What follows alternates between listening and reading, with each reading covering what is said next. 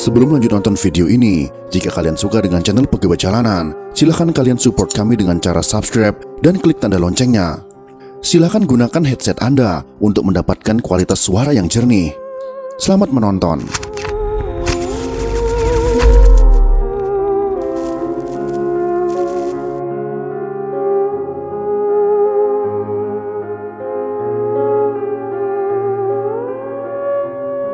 Tepat hari ini tanggal 1 Oktober pada tahun 1965 yang lalu, telah terjadi peristiwa yang sangat memilukan, yaitu dibunuhnya putra terbaik bangsa oleh segerombolan pasukan Cakrabirawa, pasukan pengawal presiden yang sudah dicuci otaknya oleh politik licik PKI.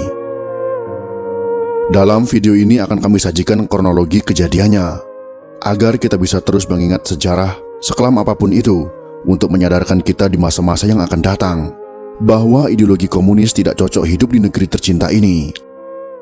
Banyak di antara kita hanya melihat pasca kejadian G30 SPKI pada tahun 1965, tapi tidak melihat ke belakang dari tahun 1926, 1945, 1946, 1948, sampai dengan 1965. Berapa nyawa yang sudah ditumpahkan oleh PKI?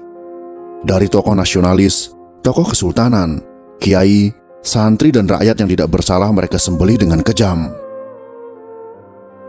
Jika kalian kebetulan membaca buku berjudul Palu Arit di Ladang Tebu, karya Hermawan Sulistyo, maka kalian akan melihat banyaknya korban dari kaum komunis dari tahun 1965 sampai dengan 1966. Kita pasti akan bertanya-tanya, mengapa hal ini bisa terjadi? Maka jawabannya adalah ada dalam buku Banjir Darah yang menceritakan kekejaman PKI dari tahun 1926 sampai dengan 1968 di Jawa, Bali, dan Sumatera. Rakyat yang pernah mereka zolimi membalasnya dengan menyapu bersih komunis di negeri ini. Semoga kejadian di masa lalu tersebut dapat menjadi pelajaran berharga bagi generasi penerus bangsa ini. Jangan pernah menerima ideologi komunis kembali masuk ke negeri ini. Mari kita saksikan pemaparan dalam video berikut ini bersama-sama.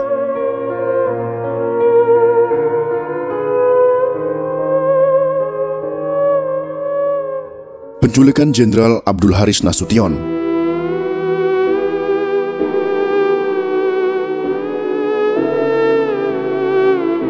Kira-kira pukul 3 subuh waktu Indonesia Barat pada tanggal 1 Oktober tahun 1965, pasukan penculik berangkat dari Desa Lubang Buaya menuju kediaman Jenderal Abdul Haris Nasution di Jalan Tengku Umar, Jakarta. Sesampainya di sana, sekitar 30 pasukan penculik yang dipimpin oleh Pelda Jahurup memasuki pekarangan dan menyergap pengawal. Selanjutnya 15 orang penculik masuk ke rumah yang membuat Jenderal Abdul Haris Nasution, istri dan anaknya bernama Ade Irma Suryani, terbangun karena suara gaduh di ruang tamu. Ketika Jenderal Abdul Haris Nasution membuka pintu, pasukan penculik menembak ke arahnya. Namun, Jenderal Nasution menghindar dengan menjatuhkan diri. Selanjutnya, Jenderal Abdul Haris Nasution memanjat tembok yang berbatasan dengan Kedutaan Besar Irak. Ketika berada di atas tembok dan melihat putrinya tertembak, Jenderal Abdul Haris Nasution berusaha kembali. Namun, istrinya memberi isyarat agar Jenderal Abdul Haris Nasution menyelamatkan diri. Akhirnya, Jenderal Abdul Haris Nasution melompat tembok dan berhasil selamat. Kemudian, Jenderal Abdul Haris Nasution berlindung di markas Kostrad pimpinan Mayor Jenderal Soeharto.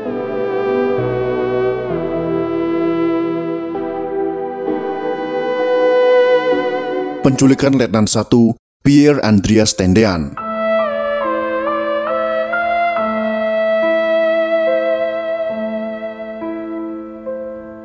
Ketika mendengar letusan senjata di kediaman Menko Hankam Jenderal Abdul Haris Nasution pada tanggal 1 Oktober tahun 1965 dini hari, Letnan 1 Pierre Tendean yang merupakan ajudan Jenderal Abdul Haris Nasution terbangun.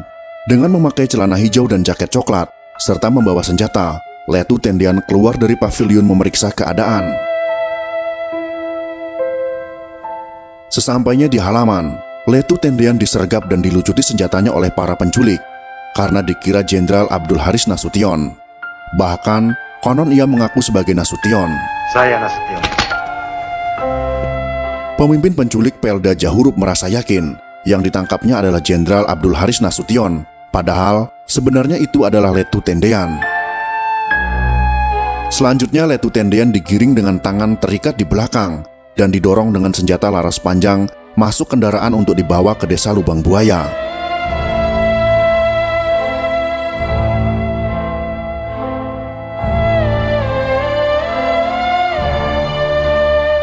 Penculikan Letnan Jenderal Ahmad Yani.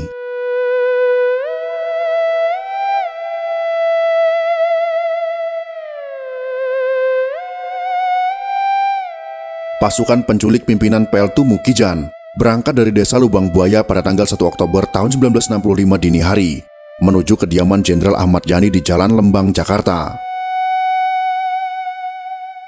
Setibanya di sana, pasukan penculik langsung melucuti senjata para pengawal yang tidak menaruh curiga. Kemudian, pasukan penculik mengetuk pintu rumah Jenderal Yani. Yang membuka adalah putra Jenderal Ahmad Yani, yaitu Edi. Selanjutnya, para penculik meminta Edi membangunkan ayahnya.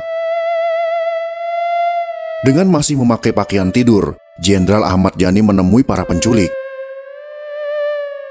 Salah seorang penculik, yaitu Sersan Raswat, mengatakan, Jenderal Ahmad Yani diperintahkan untuk segera menghadap Presiden. Jenderal Ahmad Yani pun menyanggupi dan hendak berganti pakaian, namun ditolak kawanan penculik. Hal tersebut membuat Jenderal Ahmad Yani marah dan menampar Praka Doktrin, lalu kembali masuk ke kamar. Saat itulah Sersan Raswat memerintahkan Kopda Gijadi untuk menembak Jenderal Ahmad Yani dengan senapan Thompson hingga tewas. Selanjutnya, jenazah Jenderal Ahmad Yani dibawa menuju desa Lubang Buaya.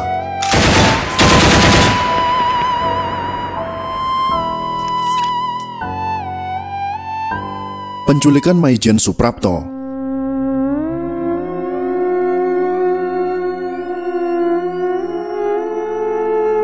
Penculikan Maijen Suprapto dilakukan pada tanggal 1 Oktober tahun 1965 di kediamannya Jalan Besuki, Jakarta Pusat. Pasukan penculik dipimpin Serka Sulaiman dan Serda Sukiman. Ketika itu Maijen Suprapto belum bisa tidur karena sakit gigi. Ketika para penculik membuka pagar, Maijen Suprapto menanyakan identitas mereka, yang segera dijawab sebagai anggota Cakrabirawa. Karena tidak curiga, Maijen Suprapto keluar bersama istri menemui pasukan penculik di teras. Serka Sulaiman menyampaikan, Maijen Suprapto diperintahkan menghadap Presiden. Perintah itu pun disanggupinya. Namun ketika hendak berganti pakaian, Maijen Suprapto ditodong senjata dan memaksanya masuk ke salah satu truk untuk langsung menuju ke desa Lubang Buaya.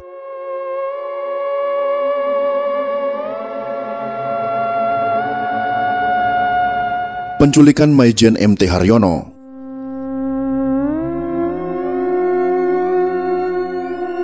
Penculikan Maijen MT Haryono dipimpin oleh Serka Bungkus dari Resimen Cakrabirawa.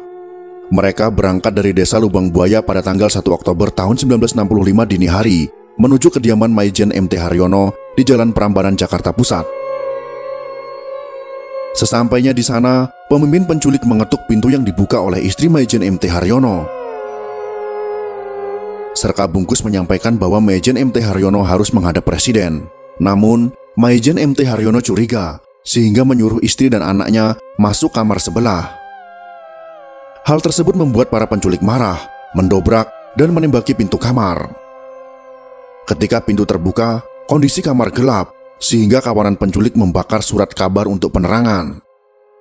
Maijen MT Haryono berusaha merebut senjata, tetapi gagal. Bahkan dirinya ditikam dengan sangkur. Pada akhirnya, Serka Bungkus menembak Maijen MT Haryono sampai tewas.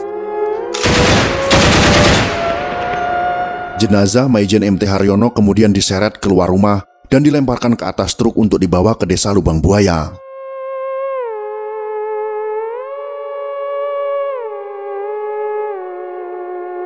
Penculikan Mayor Jenderal S. Parman.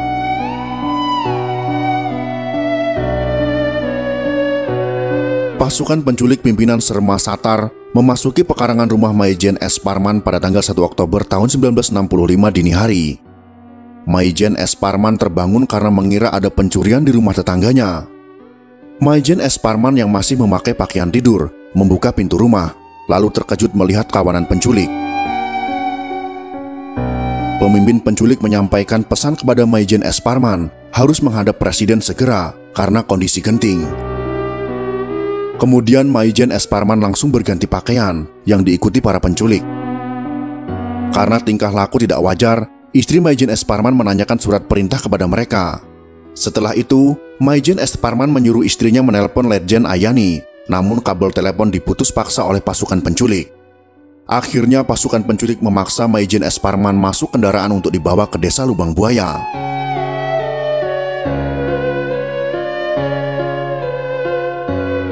Penculikan Brigadir Jenderal Donald Ishak Panjaitan.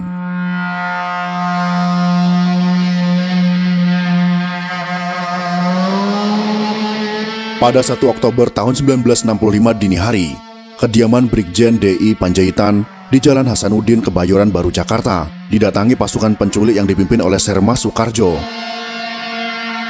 Para penculik mengepung dan membuka paviliun secara paksa dengan tembakan. Kemudian, para penculik berhasil masuk dan menembak ke segala arah, sehingga menyebabkan salah satu anggota keluarga DI Panjaitan tewas dan perabotan rumah hancur.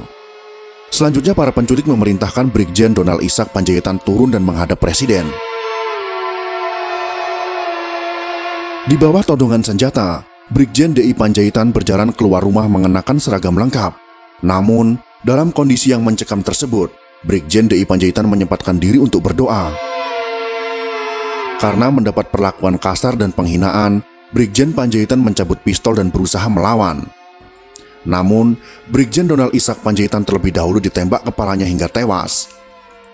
Merasa belum puas, tubuh Brigjen DI Panjaitan kembali ditembaki oleh para penculik. Kemudian jenazahnya diseret dan dilemparkan ke truk dan dibawa ke desa Lubang Buaya.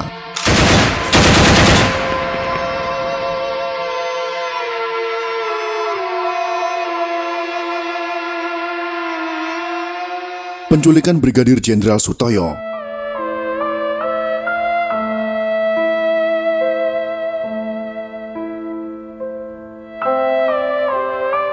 Pada tanggal 1 Oktober tahun 1965 dini hari, pasukan penculik berangkat dari desa Lubang Buaya berkekuatan 1 peleton Resimen Cakrabirawa yang dipimpin Sermas Surono.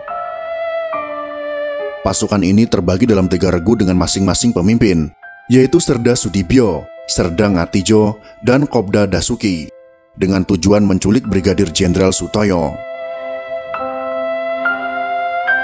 Brigjen Sutoyo terbangun karena mendengar kegaduhan di dalam rumahnya. Kemudian dari dalam kamar, Brigjen Sutoyo bertanya identitas mereka dan dijawab tamu dari Malang. Selanjutnya pasukan penculik menggedor pintu kamar dan mendesak untuk dibuka. Ketika Brigjen Sutoyo membuka pintu, Serda Sudibyo dan Pratu Sumardi masuk dan menyampaikan perintah untuk menghadap Presiden. Kedua penculik tersebut langsung mengapit Brigjen Sutoyo dan membawanya keluar untuk dinaikkan ke kendaraan dan langsung menuju ke desa Lubang Buaya. Itulah kronologi penculikan para jenderal yang anti dengan komunisme. Dan kita sebagai generasi penerus bangsa ini wajib mendoakan mereka sebagai pahlawan revolusi agar mendapatkan tempat terbaik di sisi Tuhan Yang Maha Esa. Semoga video ini bisa menjadi bahan pelajaran dan pengingat bagi kita semua. Jika kalian suka dengan video ini, silahkan berikan jempol ke atas. Dan jika kalian menganggap video ini bermanfaat, maka bagikanlah untuk teman-teman Anda yang lain. Terima kasih sudah menonton.